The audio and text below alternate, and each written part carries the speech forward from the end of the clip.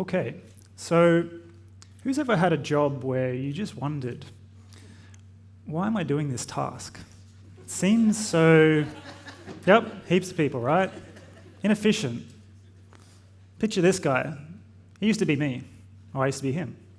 I used to work in a warehouse, and in this job, I would use my electric pallet jack, carry it around with me, look at a big order sheet, and try and find the item that I had to pick, find it, grab the box, try and figure out where to put that box on the pallet. It was a bit of a Tetris game at that point, but that was, to be fair, the most interesting thing about that job. And I would then take my pallet, move it around to the next aisle. And once I had a full pallet, I would take that to an area of the warehouse, and it said it was going to Sunshine Coast or somewhere else. And I would do this over and over and over and over again for sometimes 10 hours at a time. And I have to say, and some of you may agree or disagree, but it was probably the worst job I've had in my life. And partially that was through the routine. I felt like I was being underutilised as a human. That was about 10 years ago. And this conference is about change, and the world I work and live in is about how do we introduce technology to see change. And this change is often in efficiency, in also human behaviour, which is tied to that. And in this example, my role of picking boxes, putting them onto a pallet, is now slowly evolving and moving out of the way. Things are becoming more efficient. The boxes come to you now. And whilst this may seem sci-fi, this is actually the reality of a lot of our logistics and warehouses around the world and also in Australia. But when we start looking at changing how it is we work, often, the media, we've heard it, sex and fear sells. It's the easy thing to latch onto when something new happens, especially when it means that, the job I'm going to is going to change. The robot's going to come for me. Are they going to take my job? Am I going to lose my job?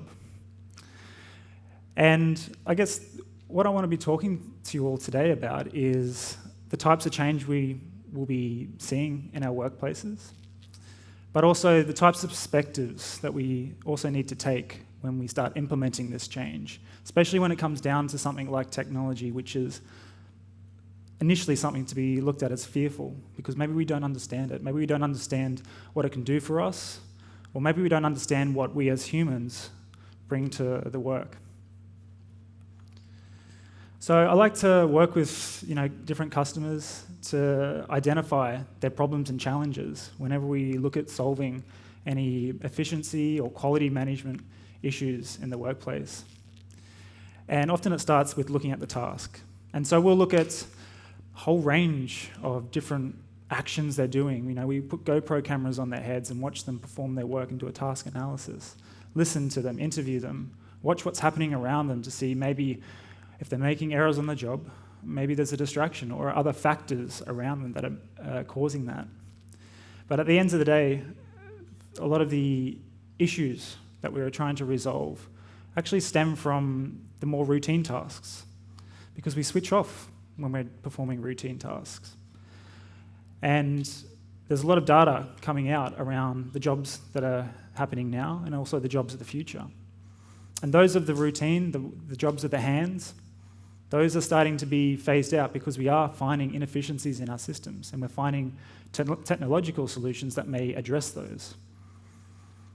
And what that means for us is we can look at adjusting, not replacing, but adjusting the way we come to work and start to better utilise the things I've always wanted to utilise, which is my brain, my head, things that stimulate me as a human being.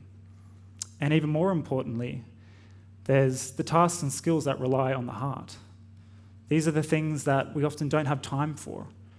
But in a world where we're moving further and further towards more user-focused, customer-focused, customer-centric service models, we need to be able to find solutions that allow us to think as a human much more critically, but also communicate better with customers, or with the people that we're servicing. And so one way we like to work with customers is to identify, when we're looking at tasks and looking at in the efficiencies in those tasks, what is the routine? What's the opportunity to use your brain a little bit more? What's the opportunity to create more time to provide emotion and improve communication? And so, once again, I live in the world of technology, and there's lots of buzzwords, 5G, blockchain, AI. And whilst these are all nice and good, it's not until we kind of see them in action or see their benefits that we start to realize what these things can do for us. And for the last couple of years, Bondi Labs has been working with a particular technology, and that's more along the immersive technologies area. And we've been using those type of technologies, such as virtual reality, but also more computer-based systems that are more engaging, more authentic, more objective even in how we train people on the job. And I won't actually be touching too much on that today. You're much better off to experience it. We've got a virtual reality experience set up over there on how we train people how to identify risks in the workplace. But one technology I'll be using as a bit of an example today is a technology such as augmented reality. And this is often enabled through the use of devices like smart glasses. It's not always, the smart glasses device that augments our ability to receive information, though. Often it could actually be other things that augment. But for today, I'll focus on smart glasses. And at the end of the day, these devices are simply just a computer that you wear on your head. It's like the phone you have in your pocket. But you may be, asking, well, why do we need to change the work? Why do we need to use these devices? And these are, the fearful questions sometimes customers come to us with. So I'm going to start with a quick example, quick test. Which blue circle is bigger? I'm going to hands up if you think it's the one on the left, so the one on the far side. Okay. So do you think my left? Who thinks that this circle is bigger? Okay, we'll chat later, I think. Who thinks this circle is bigger? Cool. You're correct. Well done. Unfortunately, Timo, you don't win the prize. I'm going to step it up a notch. Which orange circle is bigger? Okay, so I'm going to ask who thinks the circle on the left is bigger? Okay, who thinks the circle on the right is bigger? Oh, okay. The orange one in particular. That's the one I'm talking about. Okay. Some, I heard, the same. There's some intelligent people out there. But the point of this is we're human. There are some things that we find more difficult. But as soon as I augmented your perspective of this problem, it instantly became easy to solve. One more test. This is a tissue sample, thousands of human cells. Some of these cells, and apologies for the fuzzy picture, but within this, there is cells that are forming a tumour. There are cells that are also forming what looks like a tumour, but not quite. And today, pathologists screen these samples looking for cancer. And if they misdiagnose, misclassify, misidentify through a visual search, then the patient walks away and they come back in 6 months. And maybe it's too late, especially if the humans made the error. But, and like the example before, if we start to, augment our picture of this in the work we do, and this augmentation was done by a machine. It's machine learning by Google, has been trained to identify these tumor cells. So in a fraction of a second, we can start to see and then remove that routine task of going through each cell one by one. That allows us to use our brains more in the diagnostics of this issue, use our skills of communication and emotion and empathy for the patient. And so as a technology company, we look at a number of different industries. And we're always trying to break down that task, identify the areas that human error is occurring or that quality is dropping. We start to use different techniques, such as looking at the complexity or the variability in that task.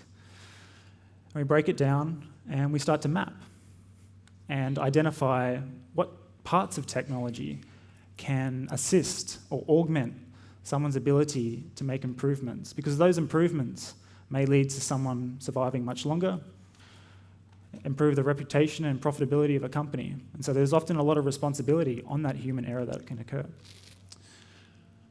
So I'm going to play a quick video now of just how, when we start to augment our perspective on the job, and how that can start to look and change. And I'll get them to play the video. In the 1970s, the desktop computer revolutionized the workplace.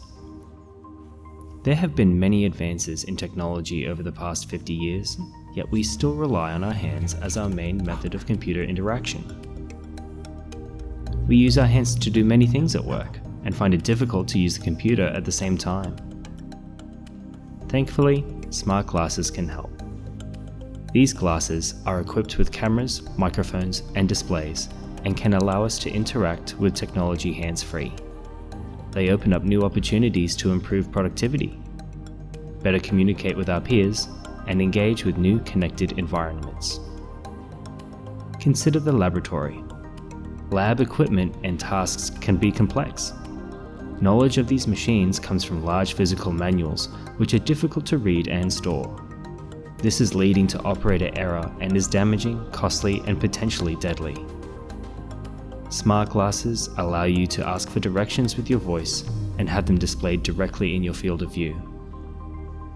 Paper-based records that track the use of materials are both time-consuming and prone to human error. Life would be easier if the status of materials and equipment was digitized and connected. Smart glasses connected to IoT devices are more convenient, can reduce human error, and provide better supervision of the lab. Sharing your point of view can greatly enhance your productivity. It makes it easy for remote associates to join, observe, or contribute to your work. If you have problems in a clean room, or with a complex piece of machinery, don't wait for someone to come and help. Instead, call them, show them what you see, and let them direct you on how to respond. Cool.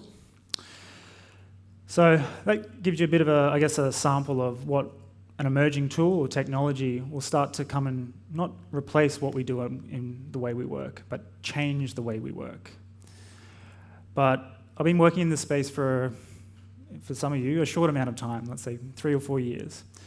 But it's always challenging ourselves to implement a change in the way we work, especially when it comes down to technology. So we often find a lot of questions being thrown at us, and it's not only our responsibility, but also organisations implementing technology to best address these challenges and these barriers. It's not often enough to demonstrate that the tool, the technology works now, because there's still that underlying human bias and fear and aversion to change in the way we work. And a lot of it comes down to just helping guide people through. What we often do is we find champions or early adopters within an organisation, groups of people that will help push your cause with you. We make these people look like superstars and rock stars. We educate them. We also educate everyone who's looking at maybe implementing this technological change. We're not looking to replace your job. And my favourite is it can never be as good as me. And the hard truth is, yes, it can be as good as you in some parts of your job, but not everything. It's always about understanding what's the important thing that makes you as a human valuable to your organisation. Look at the routine in the work or the inefficiency, and start to partner yourselves with the machinery, with the artificial intelligence, with the devices that you have around you. And we've been doing this for years, but we still always come up against these challenges and these fears. And, if I don't do anything, then I won't lose my job. And that's actually untrue. I think everyone in the room here understands the value of making change, taking those bets, taking that risk, because if you don't, then you'll either be left behind, or your efficiency or quality will drop, or people will remain to die on your watch. And that's important to be able to identify certain technologies that allow you to make those improvements. So just leaving you with, I guess, a few key takeaway messages based on our experience in both developing, rolling out, and watching organizations adopt technology. It always starts with the task and the problem. And I think everyone in this room probably understands that side of things, that side of the research that's involved. Understanding the chance for human error through cognitive overload, or the opportunity for technology to assist someone in their job. And I guess the critical thing that I see emerging more often now, especially when we're getting into the idea of things like robots actually replacing parts of your job, is actually finding what's the most important part of the job that requires a human, that requires this brain of ours, that the thing that really just can't be replaced by any machine. Understanding the adoption barriers, but finding the champions. And I think everyone in this room also understands that, a lot of you are researchers. But out in industry and out in organisations, research can and should occur when we're starting to introduce these new technologies, because it's only through some of those little failures that we will learn, we will adapt, we'll find what's working with your user groups compared to another user group. And starting small, don't go big. Run those small pilot experiments, test and compare between groups. And all of those things culminate to a much better increase in the adoption of some of the more emerging tools and technologies. So I'd like to thank you all for your time, but please do come out and have a go at our virtual reality simulator, and I think you'll start to see what some of the future of training also can look like. Thank you.